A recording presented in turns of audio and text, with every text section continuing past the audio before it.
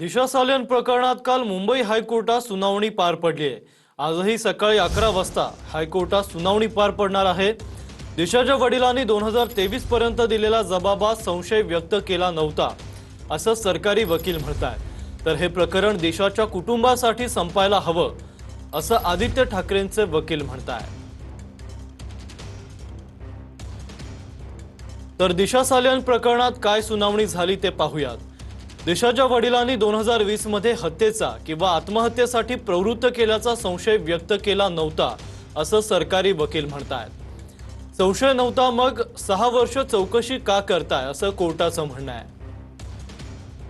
दिशाच्या वडिलांनी 2023 पर्यंत दिलेल्या जबाबात संशय व्यक्त केला नव्हता असं सरकारी वकील म्हणतात। 2023 मध्ये पेपरमध्ये आणि मीडियामध्ये आलेल्या बातम्यांनंतर वडिलांनी सखोल चौकशीची मागणी केली असं सरकारी वकील म्हणतात। गुन्हा दाखल करावा असं एकही कारण आतापर्यंत पोलिसांना मिळालं नव्हतं असा युक्तिवाद सरकारी वकिलांनी केलाय।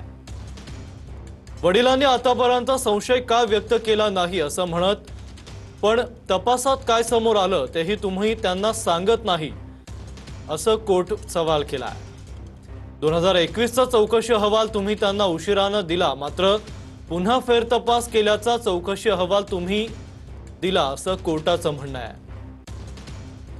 अहवालात काय हे बघूनच त्यांना संशय व्यक्त करण्याचा अधिकार आहे, तर ते आजही संशय व्यक्त करू शकतात असं कोर्ट म्हणतंय।